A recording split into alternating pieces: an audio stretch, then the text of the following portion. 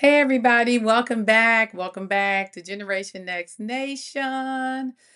All right, we're going to do a real quick recap of Belle Collective and Love and Marriage Huntsville. But before we get started, I always have to do this. Thank you to everybody who has subscribed, left a comment, hit the like, hit a share on my page. I definitely appreciate it. It does not go unnoticed. Now, before I start my review, got to do my disclaimer now. Now, y'all know everything I say is in my opinion. It is alleged and it's for entertainment purposes only, okay? All commentary is alleged, in my opinion, and for entertainment purposes only. With the understanding that these shows are aired week to week, I understand they are edited, so I only commentate on what airs on the television. I don't know what they leave on the editing room floor. I can only tell you what I've seen on the television, okay? Also, I don't have a dog in this fight. I don't like one person one way or another. If you're good on the episode, I'm gonna tell you good. If you're bad on the episode, I'm gonna tell you bad. That's how I roll over here. I don't play no favoritisms, and I don't like any character any more than the rest because let's keep it a buck. I don't know those people, and they don't know me. But all I can do is you're on reality TV. You give us a show, and we gonna commentate on it. That's all. That's it. Okay. Now, both these shows had a lot going on. Love and Marriage Huntsville was on fire. I'm gonna tell you that right now. Before I get started, I'm gonna have to have a drink real quick because it's a lot.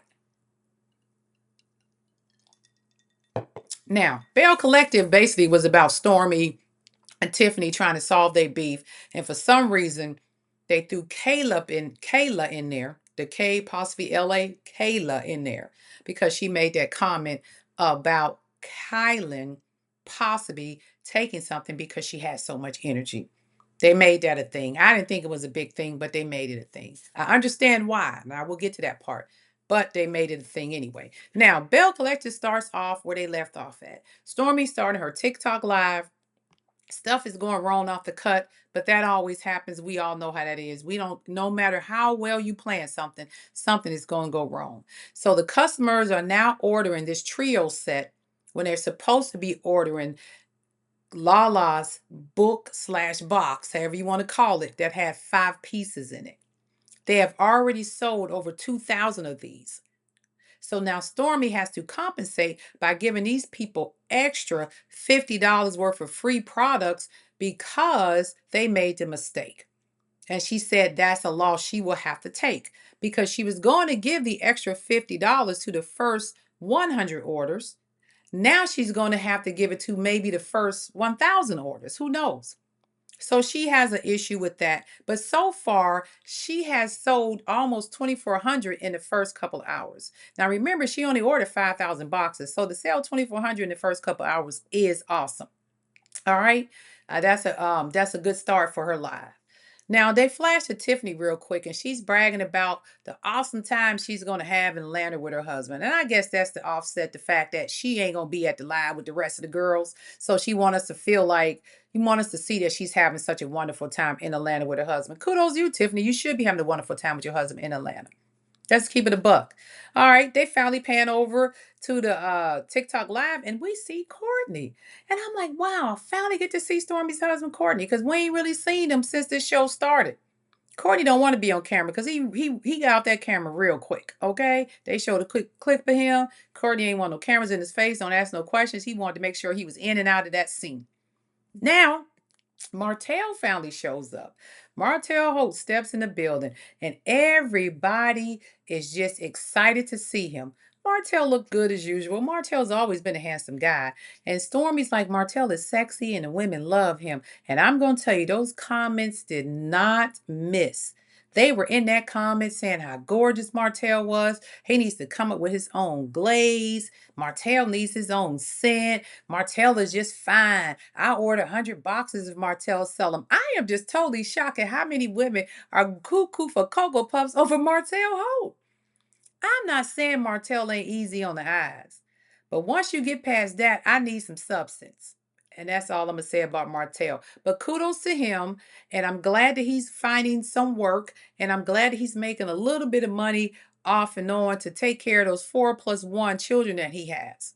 Now, Martell, when he sat down there with Lala, he was very, I would say professional. And he talked to her and joked a little bit. He was truly doing Martell. I didn't see him doing anything out of line. And I think because he know Ariane will be watching. And she's been real quiet lately. Martell must have put her in her place. Now, after Lala left the stage, the Belle Collective young lady sat down with Martell, Fumi, the other two ladies, Kayla, and was it no, not Tiffany, Fumi and Kayla and Sonetta sat down with Martell. They joked around a little bit, and of course Fumi went in about a man supposed to do A, B, C, and D. Don't spend more than $20 on a gift for a man, and you could see Martell, it was eating him up inside not to say nothing. But I think Martell realized where I'm at, what setting I'm in. This is their show. I'm here to make this appearance so I can boost my brand, make a little money. So I'm not going to argue with these ladies. But I could see Martell was not in agreement with what Fumi was saying about what a man should do. All right. Um, Jason shows up, which is Kayla's boyfriend, and she felt so secure in his arms. And they were just lovey dovey, and she was so happy for him to be here. And Fumi was like, I like Jason. I think Jason's a good guy for her. She could spend $40 on a gift for him. Girl, look at here. And Jason, I'm not being this is a legend, just in my opinion. Kayla, I think Jason likes you a lot and could possibly be in love with you. But Jason is not that deep with you that he gonna move to Alabama and raise 4 children. I can guarantee you that. He likes the time that he spends with you alone without your kids in sight. And he likes just enough time to hang out with you and fly back home to Dallas. He's not gonna be a full-time man for you. But he likes the part-time role that he plays. So, but that's another subject. Okay, so now they're finishing up the TikTok live. Kaylin is out there doing some dance. And of course, Kayla says she has a lot of energy. What is she on? Should have never said that. Because now they're going to take that and run with that as a storyline. Anyway, the live ended up going for 52 hours. They got a boost of energy towards the end and decided to stay on the extra 4 hours, I guess. Now, after that, Kylan, which is Amber's and Stormy's quote niece, as they like to call her, went on live and was dancing, doing whatever. And Kayla writes in there, you have a lot of energy. You sure you didn't get a line or two, or what did you use? Something to that effect, alluding to like she's on something. Why would you do that, Kayla? Kayla, you are too open for people to hit you with all kind of jokes between, you dating old men, you having 4 kids, you don't want to get on somebody's bad side at this point. Stay humble. But you said that, and of course they're picking it up as a storyline. Um, they show Stormy packing up her packages, and she was saying, "Hey, Lala made over a meal this week. No, a meal on that sale. We made a 3 meal this week. Kudos to you, Stormy." And Stormy, Stormy seems to get a lot more emotional than I've known her to be. This particular Belle Collective thing, I see Stormy crying a lot more. She's very emotional about her business. And she was like, all the stuff that I've been through, everything people have said about me, I persevered, I worked through it. People don't understand what I've been through. Stormy, we get it. Some of us people who, let's say, don't have a dog in this fight, and I don't have an issue with Stormy. I mean, she don't always do the right thing or say the right thing. We get it. But some of us actually just, I kind of decipher the Stormy reality TV person from her business. I would never attack anybody's business. Now, when you on reality TV, you say some crazy stuff, I'm gonna talk about you. But when it comes to your business, leave that lady business alone. And I know your business has been under attack plenty of times. And Stormy, I will say this. Me personally, I've never received a late order from Stormy when I've ordered her body glaze. And I've ordered it before. And I've ordered some recently. And I've ordered some from Melody. And I've either both of them, I've always got shipped on time. So I don't know where these other people were saying, but Stormy, keep doing what you're doing. Um, and stay positive. I get it. You on a reality TV, it's rough on reality TV. They come at reality TV stars really hard. I do too sometimes, but I try to keep it level because I understand they open their lives up to us, and we should not cross certain lines when we dealing with these people. Even though they put themselves on TV, we still should be respectful because at the end of the day, they entertaining us. And Stormy has been through a lot of backlash and all of that over the years, and people writing her up. She's losing things. I don't know, they allegedly bankruptcy and all that stuff. People digging in her finances. I don't get that deep because it's not that personal for me. So kudos to you, Stormy. You did a great job, and it's good to see you coming back on top. I'm happy to see any business succeed. Now, Sonetta and Kayla, Tiffany and Amber, they go off to a little boxing thing. And that's when they sit down and Tiffany, of course, was like, "Well, I watched y'all live." Well, why are you watching them live, Tiffany? You said you was cuddled up with your boyfriend, your husband down there in Atlanta, but you got time to turn on live to see what they doing. Why do you care? You act like you didn't care about going, but you all up in their business. Well, why was y'all? What was y'all talking about? They were selling products. That's what they were supposed to do. Tiffany later on admits that she apologized to Fumi, called her up, had a conversation. See, Tiffany feeling vulnerable because when she seen all the ladies on TikTok live, all over social media, and she wasn't able to be a part of that, I think that bothered Tiffany. So that's why she went and apologized to Fumi, and she trying to clean up the mess she built because she wants to be in that circle. Um, Amber does talk to Kayla about what she said about Kylan and let Kayla know that Kylan was her niece. And Kayla's like, I didn't know that. And she said, well, don't do that. And I understand what she was saying because at the end of the day, Kaylin is a content creator. So putting remarks in there as though this lady is doing something illegal, and having all this energy, it could mess up her branding because people who want her to represent their brand don't want somebody they think may be doing something illegal to represent their brand. So she was right about checking you for that. Okay, Kayla, you were wrong. Um, then she talked with Tiffany about the mop comment, and Tiffany's like, "Well, I was just joking. I was just joking." Well, you got to know your audience, Tiffany. Maybe Stormy didn't take it as a joke. That's what you have to understand. Maybe she just didn't take it as a joke. Maybe it was more than a joke to her. And you didn't say it once, you said it more than once. Okay. And then after that, they kind of show Amber and her mom, Amber going through the process of trying to freeze her eggs and all that stuff. In the meantime, Amber does schedule a meeting with all the ladies. She gets the collective together. She wants them to meet at the Civil Rights Museum in Birmingham, which is an appropriate place to meet. You are in Birmingham.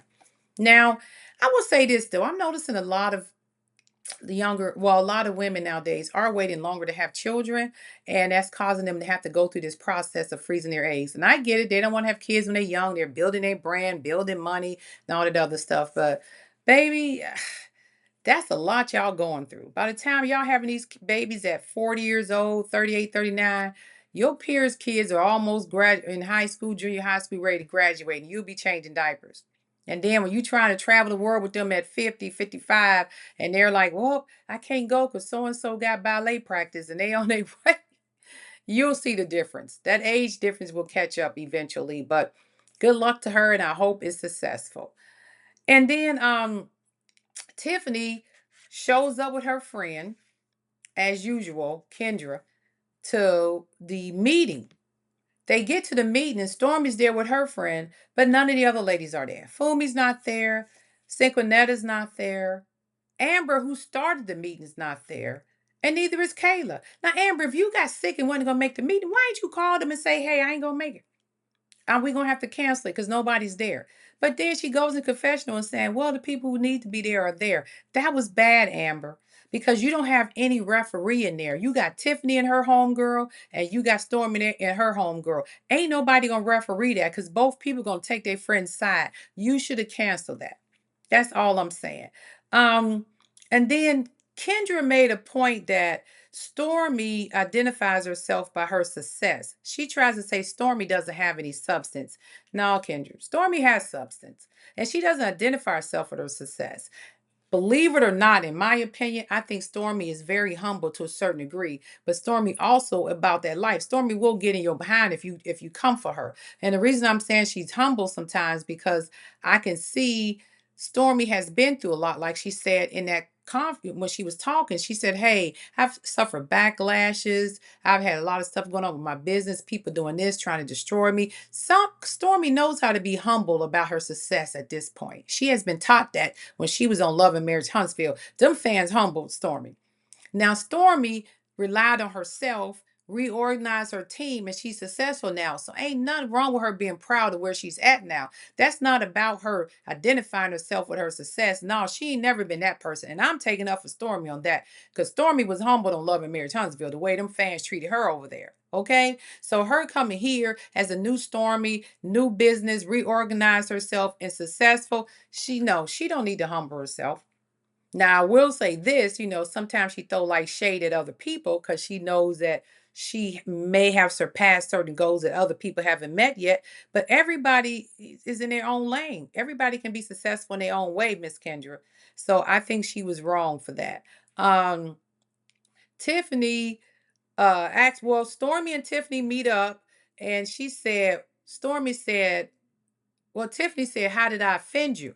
And Stormy said, well, what did she tell you? She said, I don't know. What did Sonetta say? She said, how did I offend you? And she kept asking Stormy that. And Stormy said, well, what did Sonetta tell you? I said, she said, how did I offend you? And then she said, well, I see right through you, Stormy. I know what you're trying to do. No. What Stormy was basically saying is, I cannot answer this question until you tell me what the person said that, told you or said to you that I said was offensive. So until she tells Stormy what Sonetta said or felt was offensive, then Stormy can't answer the question. Tiffany, you are being, it's like you're trying to antagonize Stormy. And baby, like I said, you don't want to put Stormy to be Hurricane Stormy, a thunderstorm Stormy. You might want to keep it a buck and just tell her, look, I had a conversation with Sonetta and she said A, B, C, and D. Because according to Stormy, she ain't talked to Sonetta about you. So for her to say, how did I offend you? She had a legitimate reason to say that. What did Sonetta say? She had a legitimate reason to say that. Tiffany, I felt you was being difficult. And again, I know it sounds like I'm taking up for Stormy, but I gotta call a spade a spade. I didn't see where Stormy did anything wrong in this particular episode. Okay? And as far as Kayla and Kylan, I didn't see where Kylan was wrong to question Kayla about her saying something about drugs. Now, I don't think she need to take it to the next level. She gonna take it to next episode.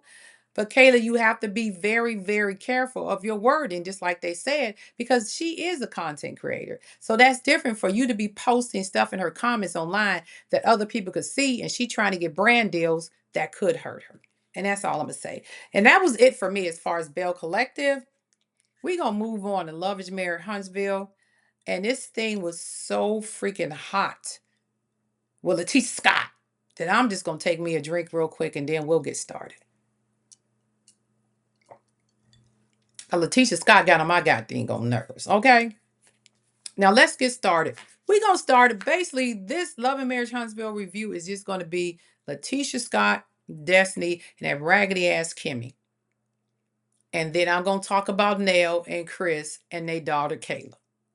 Because the last episode the last video I did, I said, where there's smoke, there's some fire. I knew immediately when they said Kayla could be messing with Twan. I knew it was true. Because when Twan said, what have you heard about me and Kayla? Of all the names he pulled out, why would you pull out somebody who was your godmother's daughter when he asked Destiny that question? So I already knew then that's true because he brought it up too easily. So anyway, Nell and Chris and Kayla are sitting on the porch having a conversation about Twan. And Kayla, just like we all assumed, uh, admitted that she and Twan have been out on dates. They've been chilling, doing things together, and basically been keeping it private. Nell is hurt because she felt like her and Kayla share all their secrets, and why didn't you tell her that? Chris is livid over there. Chris was like, the minute she said yes, Chris' whole face and posture changed. Like, what? Because he don't feel Twan, even though that's their godson, is good enough for his daughter. He's been married and he got 2 teenage kids and he's too old for his daughter. And that's what Chris said. Okay? Kayla sitting back, we chilling. We go out on dates. We done a few things together, but we just keeping it private right now. Nobody really knows. Nell is totally shocked. But this is their godson. And they love Twan like a son, right? But Twan, they love him like a son, but Twan ain't good enough to be with their daughter. And that's basically what they were saying. So she has been hiding the relationship from everybody because I figured she knew that they would get this reaction. Now, according to Caleb, she said she met Twan when she was bartending in somewhere else. So now I'm like, how old is Caleb again? Cause she bartended, and then she met Twan. They exchanged numbers, but you never knew that he knew your parents or your brother, and he was your your mom and dad's godson. So that's odd to me. How you not know your parents' godson? But when you growing up, a lot of times, your brother's friends be liking, like you may have a brother and his friend come over and all of a sudden his friend trying to hit on you, and your brother's like, you better leave my little sister alone. It's not like that. Ain't never happened before. That happens all the time. Okay. It's just the fact that they sneaking around do it is what's doing is what's gonna basically what pissed them off because they were sneaking around. Um, Twan said he didn't know anything about Lance being her brother and them being her parents. I just find that odd because, I mean, in Huntsville, I'm kind of like, I know the town is small. Like, I've been to Huntsville before, but that was years ago, like I said, when I was in the military. And I'm just sitting here like, I know the town is not that big, but do y'all all date within your own circle? Like Destiny like Twan, Kayla was dating Twan, and then a bell rang, ding, ding, ding. When they had that family dinner, and Twan was on this end, and Kayla was on this end, and Lance and the new girl, I forget her name, that he was dating was in the middle and all of that. And now start asking Twan about Destiny and what was going on. And they was sitting there talking about Destiny while Kayla was right there knowing the whole time she was dating Twan. That's the thing that threw me. That's why I be saying you can't trust nobody. Kayla sat there and ate that meal. The whole time they was talking about Twan, Destiny, and Lance. And she never said, oh, by the way, Twan, me and you dating. She just let that whole conversation go on. That's why I be telling you, you got to watch who you hang around with. That's all I'm saying.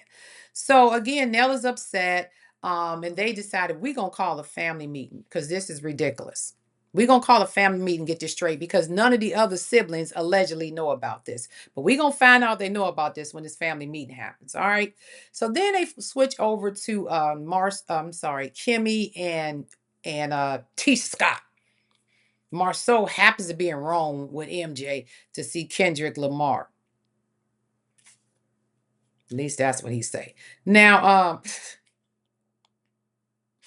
Kimmy and Tisha are talking about Destiny.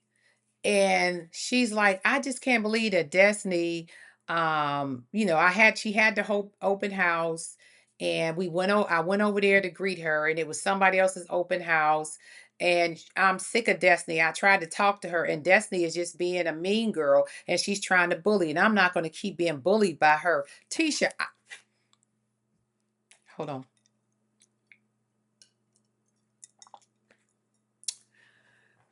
The ability to make yourself the victim, that's a real talent for you, Tisha.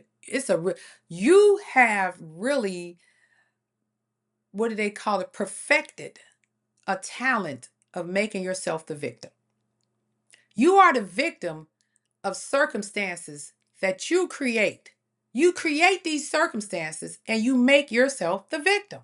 So you're sitting here talking to Kimmy about the whole Destiny thing, and you was the victim in the whole situation, but you neglect to tell Kimmy you popped up on her open house and then walked in there and then try to throw low shade. Oh, I thought this was yours. That's not your sign in the door in the grass.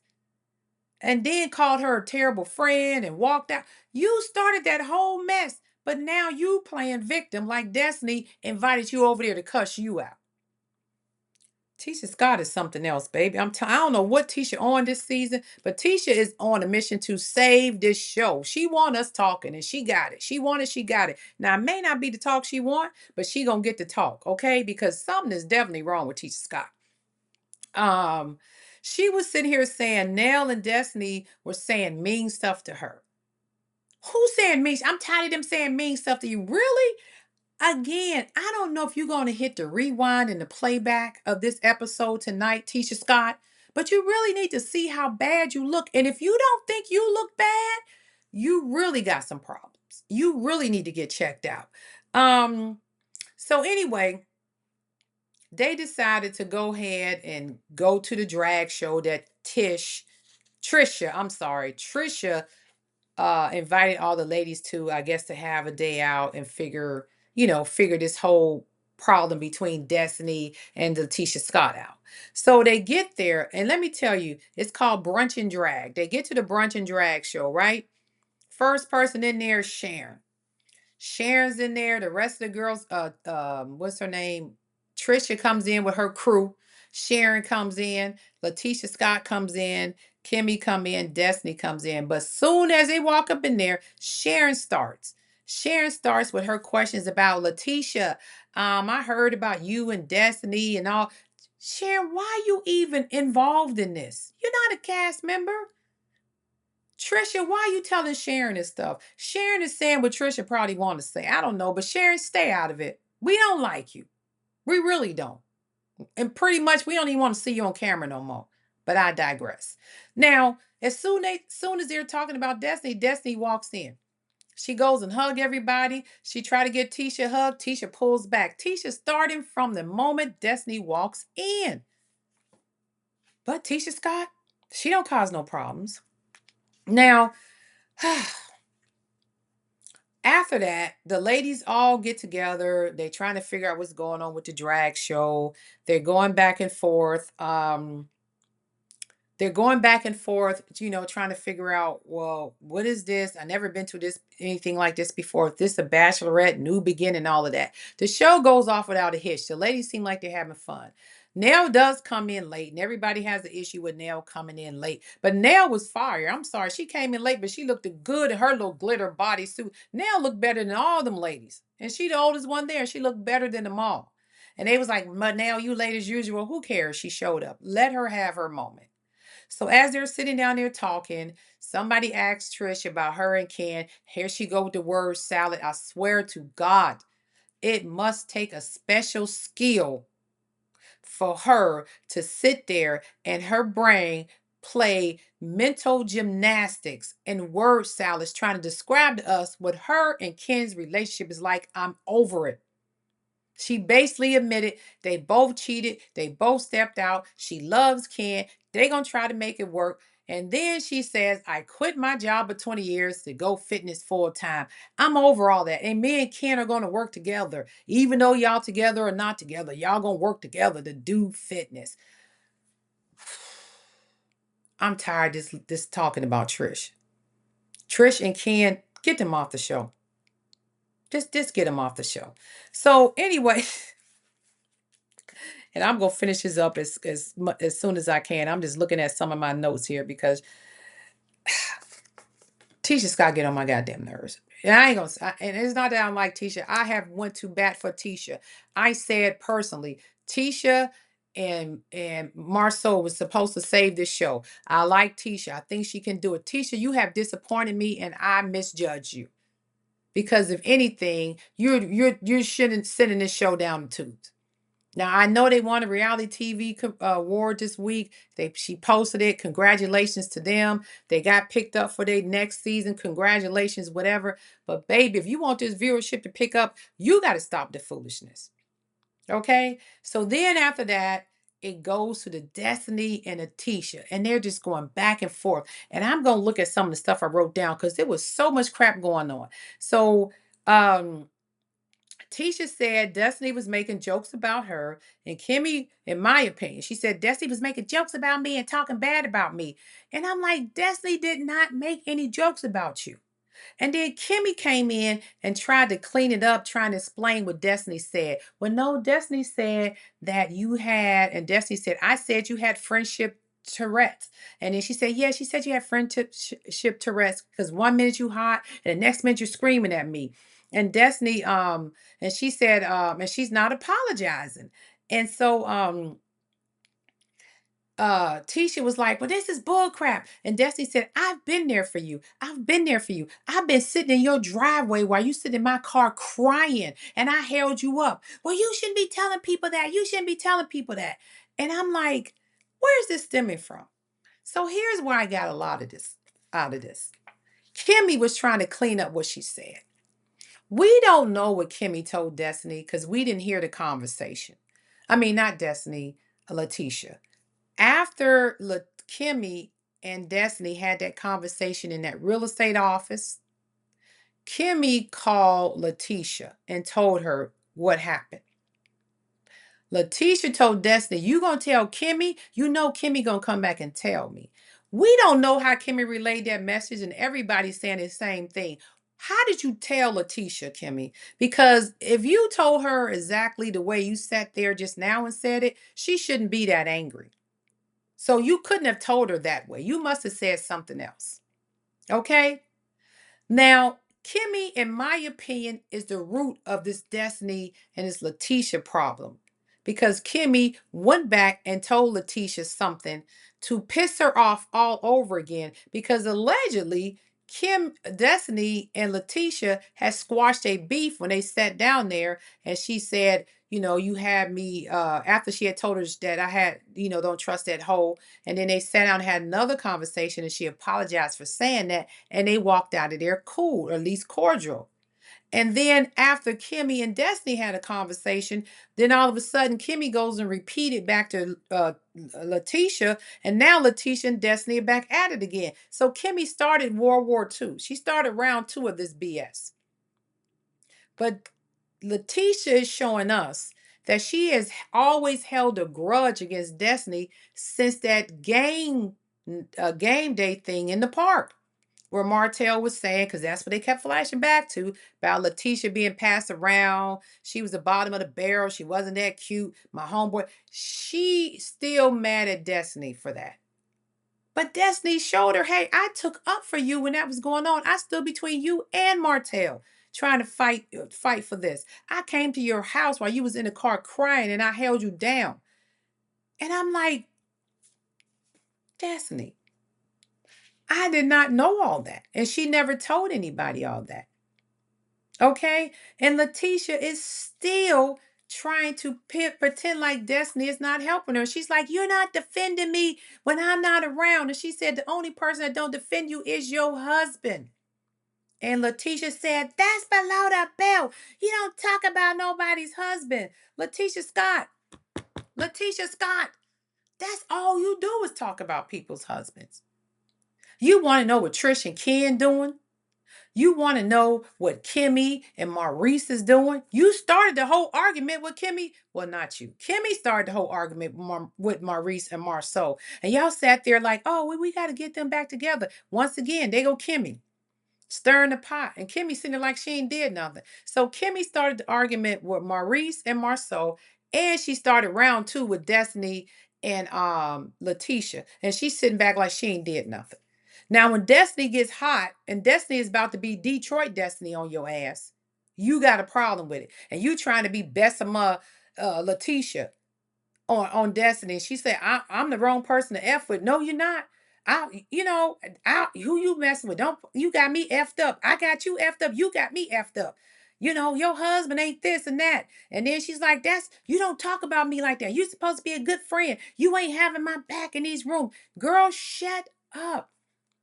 Because neither one of y'all, and that's Kimmy, Destiny, and Letitia, was that much of a friend to Melanie Cherie Rogers when she was going through her bullshit with Martell. Let's keep it a buck. Y'all three got together, and exactly what you're doing to each other, as they say, the leopards are eating each other's face. What y'all doing to each other right now, all three of y'all tag team and did to that one girl. And that's why she left the show. One of the reasons why. She had no allies on that show. None. And that same energy y'all displaying against each other right now, imagine three people on one person, just like y'all are. All three of y'all right now, with all the energy y'all got, was all three of y'all was tag teaming Melody. And she was supposed to sit there and take it. Now she's not there. And y'all going through this. So let's be clear. Letitia and Destiny are not close. They were trying to work with a friendship, but they never had a real friendship. They just had a common enemy. Okay? Kimmy and Destiny wasn't close, but she had a common enemy. And all their common enemy was a nail, was Mel. Melanie Cherie Rogers. I don't even like saying her name. I'll say ex-castmate. Nell was still trying to get along with Melody, but she knew that she was kind of caught in the middle because she was trying to develop friendships with Kimmy and Letitia and still staying cool with Melody. And Melody ain't like, you can be cool with them, but we're not gonna be in the same rooms. Melody gone, and now she see what Mel was talking about. Kimmy and Letitia ain't shit. And Destiny ain't but half a shit. But Destiny's trying to hold on to Nell, because she know Nell was the only real friend that was really in this group. That was really a loyal person. But y'all still trying to throw Nell out there. And then she told Nell, even told Letitia, you started with me back at the winery. What are you talking about? Letitia forgets everything she do to everybody else, but she is good at making herself the victim of situations that she freaking creates. She's always the victim. It's all deflection. She started with Nell at the winery. And then again, Letitia acting like she don't remember none of this. Okay? She's telling these people they're horrible friends like she's not a horrible friend. She called these people snakes and whores. She called them snakes. She said, well, the snake was for Nell. It don't matter. You called them snakes. Take ownership of the shit you did so you can understand why they treat you the way they treat you, Letitia. But she don't see any of that. All she keeps saying is, you don't defend me. You don't defend me. What are they supposed to do, Letitia? Like Destiny said, your own husband does not defend you. That's all I'm saying. Now said, and then when she said, she said your husband and all of that, she talking about, well, that was just a low blow. That was just a low blow. And then Destiny said, oh, that's a low blow, but calling me a hoe wasn't a low blow? A low blow. And then Kimmy tried to clean it up. We need to just calm this down. It's not that y'all saying stuff to each other. It's just the tone in which y'all said. Kimmy, shut the hell up. Because I remember when you told Nell, I thought you and Nell was fighting and somebody was about to throw the other person in the pool. What was your tone when you was cussing Nell out that night? Remember you and Nell got into it? You was talking about whipping Nell ass and throwing each other in the pool? Girl, what tone was that? Tisha felt like she was set up by Martell. She felt like Destiny set her up. Destiny ain't set her up. Destiny didn't even know what the hell Martell was going to say. And finally, Destiny said, I'm out of here. I'm out. And she got up and left. She felt like I'm being ambushed. She said, F you. Let me tell you why Destiny left, Letitia Scott. Because Destiny was about to go Detroit Destiny on your ass. Now, we all agree. We ain't like Destiny. We all agree Destiny probably ain't our favorite person. But in this instance, I'm Team Destiny. I am Team Destiny. Destiny should have whooped your ass. She did right by leaving because Destiny was about to hurt you, Tisha. Tisha, you don't know when to shut up. You don't know when to stop. And even then, she went outside and Nell was like, hey, I'll be out there in a minute. Let me come back and get my purse. Because Nell tried to drag her back. She said, I ain't gonna be in there being ambushed, whatever. Let's just go ahead and get my shit so I can go. Because I'm about to beat her ass. I'm tired of this fake crap and all of that. So hey, Detroit Destiny was on. She was on one. I thought Destiny was gonna say, take these damn mics off me and whoop off and Tisha ass. Okay. Let me see. So after that, Nell comes back in. She sits down and she was just trying to tell them, hey, you guys need to be cautious of what y'all say and how y'all talk to people. Once again, Tisha deflecting. Tisha is deflecting. And they're telling her, it feels like you're deflecting from something. Tisha said, nah, Destiny deflecting. No, Tisha, you deflecting. Destiny ain't got nothing to deflect from at the end of the day. We already know what's going on with Destiny. Tisha's talking about we need to hold people accountable. No, you need to be held accountable because you keep doing what you want to do. Kimmy keeps trying to referee. And I don't understand why Kimmy keeps trying to referee when you started half the shit that's going on. You started round two. Because had you not went back and repeated what Destiny said, I don't think her and Letitia would have got here or it went that deep. But Letitia's fake because in my opinion, too, you still had a grudge against Destiny about the game day. Now Destiny comes back into the room because Nell's sitting there eating some damn chicken wings and Destiny ready to go after she done called her and said, let's go. Okay, I'm coming. She's still eating chicken wings, trying to have a conversation. Destiny comes back in there and say, hey, let's go. And Nell's like, okay, let me grab my stuff. Somebody's like, hey, you want to get these chicken wings to go? And then Letitia gets up and goes at Destiny again. And I said, Letitia is cruising for a damn bruising. Because by now, normally Destiny would have went after Letitia, but she didn't. Letitia Scott and Kimmy Scott are the problems. And I would never thought I'd come to a day that I would say I am Team Destiny. In this episode, in this instance, they were wrong. Letitia, you constantly ask people about their marriage, about their relationship. You stay in their business. But it's below the belt when somebody say your husband doesn't defend you. It's below the belt when somebody come out and tell the truth about your marriage. But you all good and fine and happy when you can talk about other people's marriage. And I'm going to say this, and I hope it's crystal clear, because this is just what I observed. And this is just my opinion, allegedly. Just my opinion.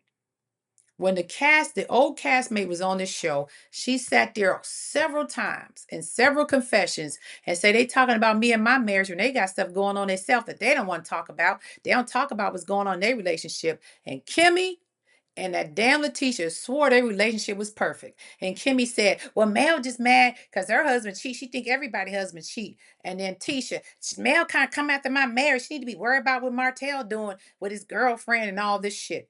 Everything y'all said about her in those confessions, trying to deflect. Because from where I'm sitting, every single thing that Melody, Cherie Rogers, and I hate to use her name out of respect because I know she don't want to be associated with the show, but your ex-castmate said about your relationship, y'all proven it to be true.